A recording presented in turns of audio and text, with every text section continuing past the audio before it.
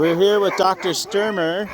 He came out and did some shots for us yesterday and today. How many years have you been practicing veterinary medicine? Well, it's been a little over 37 years. 37 years. And you have sled dogs yourself too, right? Yeah, we started in sled dogs in 2005. 2005. Yeah. You've had good success with your kennel too, right? Won some races. Yeah, we've had fortunate to win a handful of races. Still have some good dogs, and just really enjoyed the training and of course the racing. So you do vet checks for some of the mid-distance races. What are the things that you go through during a vet check? So with the vet check, we look at the dog's demeanor, make sure the dog's alert and happy. We look at the hydration. We look at what's called the body condition score to make sure that the dog has proper flesh, good muscling, it's not too thin. We check over the dog's joints, and just a general status of the dog. And sometimes the musher will be having an issue with the dog as far as a harness issue or perhaps some type of a soreness. So we'll also evaluate that before a race.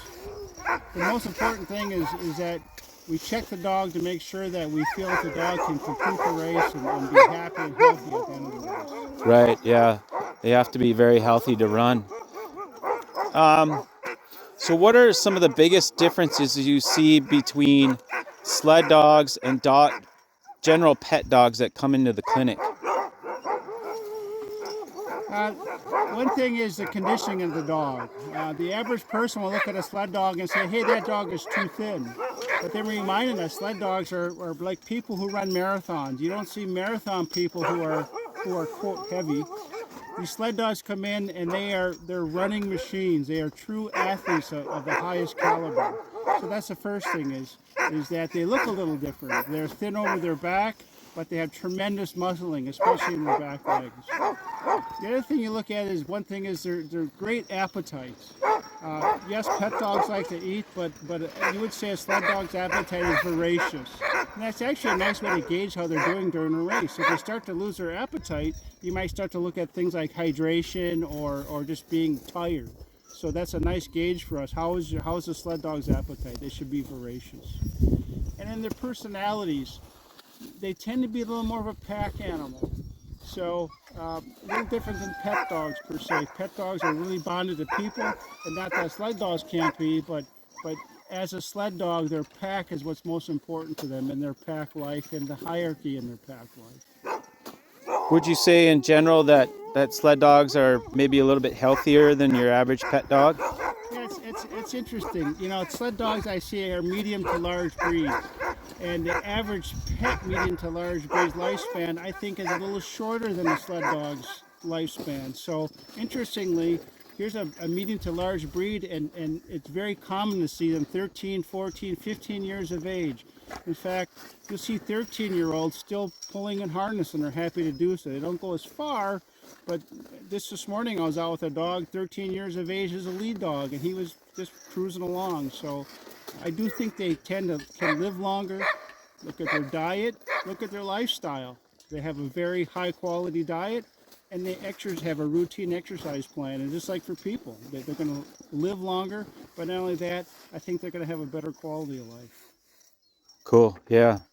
So we see at a lot of the races that mushers are using booties for their sled dogs. We know that it has nothing to do with keeping the feet warm. It actually makes the dog run a little bit hotter. What are the reasons that sled dogs actually wear booties? Yeah, they wear. So, if you talk to a musher who runs distance races, happy feet, happy dog. And what can happen in certain conditions when they're running, especially long distances, is you can start to develop cracks in between their toes in particular. They're called splits. And if you walk up to the dog acts perfectly fine. But you know the splits bother them. You know that by just examining the split. They are painful. They don't quote act painful, but they are. Most importantly, that's going to affect their appetite and ability to rest. So that's what booties are for, is to protect the feet. Some dogs have tougher feet than other dogs, But in general, the booties are used on more of a long distance race just to protect their feet. So when you're talking about protecting feet, it's actually protecting the webbing of their feet where they would get fissures versus the pad, or is it both? Well, actually, it's going to be both. The tissue in between the pads tends to be tender tissue. That's the webbing you're talking about where they can get fissures. But I've seen situations where the dogs actually start to wear their pads down. It can be in marginal snow conditions, icy conditions.